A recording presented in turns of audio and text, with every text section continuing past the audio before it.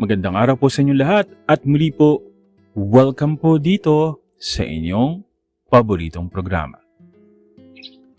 Dear Kuya E, ako si Miguel, 32 taong gulang at 10 taon nang naglalayag bilang isang seaman. Sa mahabang panahon sa dagat, natutunan ko ng tiisin ang lungkot, ang pangungulila at ang katahimikang bumabalot sa malalayong barko. Pero hindi ko inaasahan na sa isang paglalayag, may isang taong magpapabago sa akin. Isang taong hindi ko dapat minahal. Bakit naman? Nung unang beses kong nakita si Elias, nasa dock kami ng Singapore. Naghahanda para sa 6 na buwang biyahe papuntang Europa. Matangkad siya, moreno at may mga matang tila may tinatagong kwento. Pare, ikaw pala si Miguel. Pati niya sa akin nang ipakilala siya ng kapitan bilang bagong kasama sa engine room. Mukhang magkakasundo tayo nito. Tumango lang ako at nagkamay kami. Sa barko, sanay na akong hindi lumapit sa mga bagong tao. Madalas kasing may dumarating, may umaalis. Lahat panandalian lamang. Pero si Elias parang may kakaiba sa kanya, Kuya E. Palabiro siya, madaling pakisamahan at mabilis magpatibok ng puso ng mga tao sa paligid niya. Hindi ko alam kung paano pero unti-unti napalapit ako sa kanya. Sa mga gabing walang magawa, magkasama kaming naninigarilyo sa deck. Pinapanood ang malawak na karagatan. Madalas siyang magkwento ng kwento tungkol sa buhay niya sa Cebu, sa mga pangarap niyang magkaroon ng sariling negosyo balang araw. May pamilya ka na? Tanong ko, isang gabi habang nakasandal kami sa railings ng barko. Tumango siya at ngumiti. Oo, may asawa at isang anak na lalaki. 5 taon pa lang. Parang may kung anong humulog sa loob ko. Hindi ko maintindihan kung bakit may naramdaman akong panghihinayang. Pero agad ko itong itinago sa isang pilit ng ngiti. Malayo ka sa kanila ng matagal, sabi ko. Ganun talaga, para sa kanila rin naman ang ginagawa kong to, sagot niya. Sabay sindi ng yosi. Tumango lang ako, pero sa loob-loob ko, Kuya E, gusto kong itanong, paano naman ako? Bakit parang gusto kitang makasama kahit alam ko naman na hindi maaari? Lumipas ang mga linggo at lalo kaming naging malapit. Naging natural sa amin ang mga maliliit na hawak sa braso, ang mga palihim na sulyap, ang mga biro na parang may kahulugan.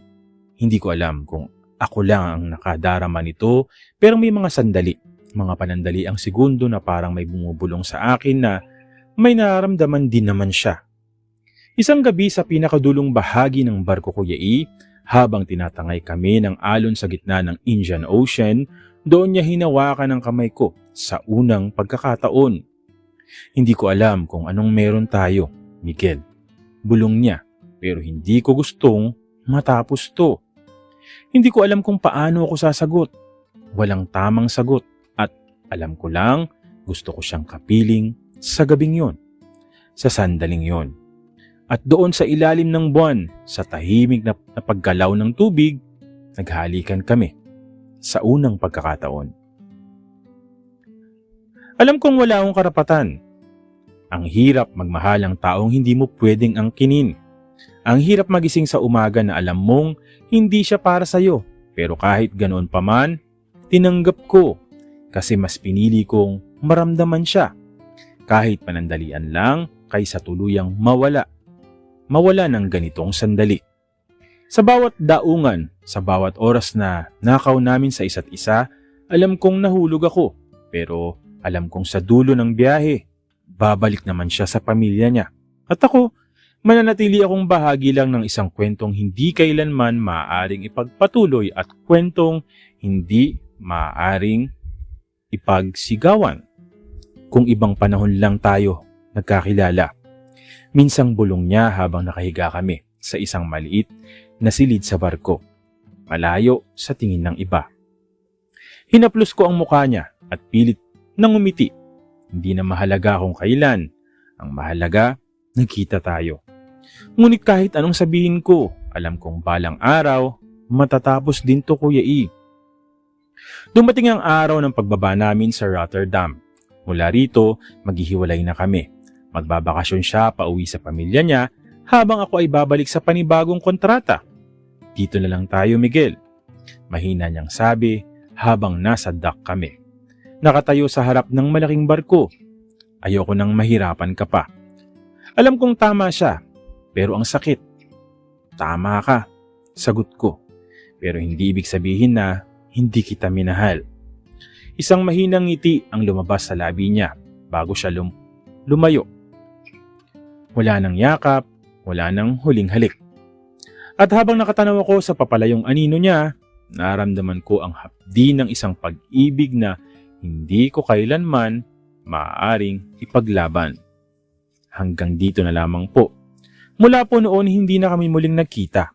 Alam kong nasa piling na siya ng pamilya niya at ako nananatili sa dagat kung saan minsan sa ilalim ng buwan, sa gitna ng malawak na tubig, natutunan kong umibig kahit sandali lang.